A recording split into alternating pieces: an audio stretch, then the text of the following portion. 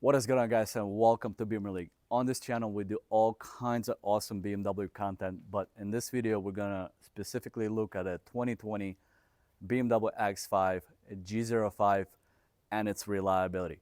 So with more of these hitting the used car market, the more people are gonna want to find out about this car's reliability because they are going to be without warranty. So in this video, we're going to share what happened to this car during our ownership and as well as per what other people are saying that could potentially happen to this car. So without further ado, let's get started. All right, guys, even though I do have a hood propped open, I'm not going to talk about the B58 engine.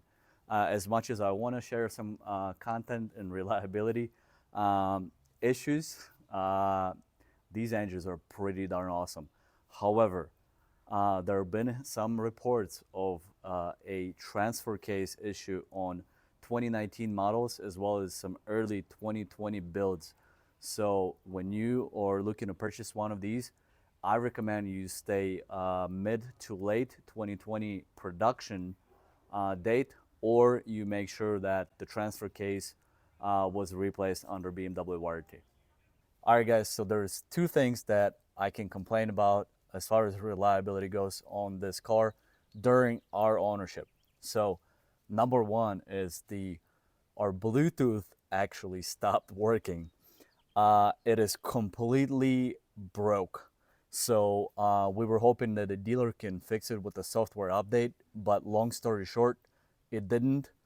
And they actually troubleshot it down to it being a Bluetooth chip on a head unit itself that went bad, and the entire head unit needs to be replaced. Again, I don't want to dive into super deep into this because it's such a rare occurrence that I only found, as far as on the internet, that there's one other person that had this happen to them. Luckily, their car was like a week old and they took care of this issue under warranty. But other than that, I have not heard anyone but, two people that this happened to. Very unfortunate because the entire head unit, it's underneath all the center console that needs to come out. This is basically, I mean, all set and done with taxes, probably a $4,000 job.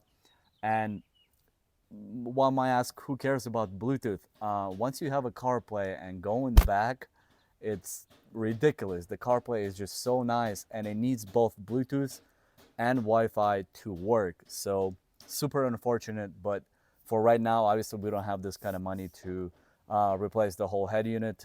Maybe I'll put a used one in, but there's one more issue and that's it.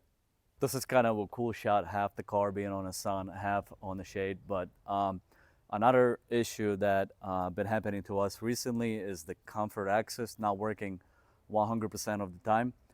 And I just heard it unlocked as I came up to the car. So of course, on camera, I'm not gonna be able to replicate it, but just to share something about this car, that did happen before, where the key's in your pocket, you come up to the car and it doesn't unlock, and then you just keep pulling on a handle like looking a little bit silly on the parking lot. But let's give it a shot. So it's locked.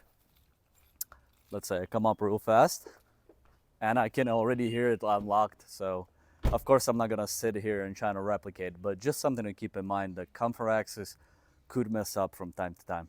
Another issue I've heard people complaining about is the instrument cluster. Obviously it's all like digital, but software wise people were having issues with these. So just watch out for instrument cluster possibly malfunctioning. Make sure everything seems correct, everything displaying correctly, and it is working as intended. And to wrap this video up, I also heard people complaining about the moonroof and a shark fin, the antenna leaking. Never was an issue for us, but I guess if you're trying to purchase one of these, it's something to look out for. Make sure it's all dry in that area. And also, I heard people complaining about the lift gate rattle. Was never an issue for us, but again, if you're looking to buy one of these, it's something to look when you're inspecting the vehicle. And this will wrap up this video, guys. Again, these cars, they're not that old, but they're also really reliable. Software issues is the common thing in these newer vehicles now across all the manufacturers, all makers. But yeah, I will stop this video right here, and please don't just keep scrolling through YouTube. Please do subscribe to this channel. I do make a lot of BMW useful content like this, and give this video a like as well. And as usual, I'll see you in the next one. Peace.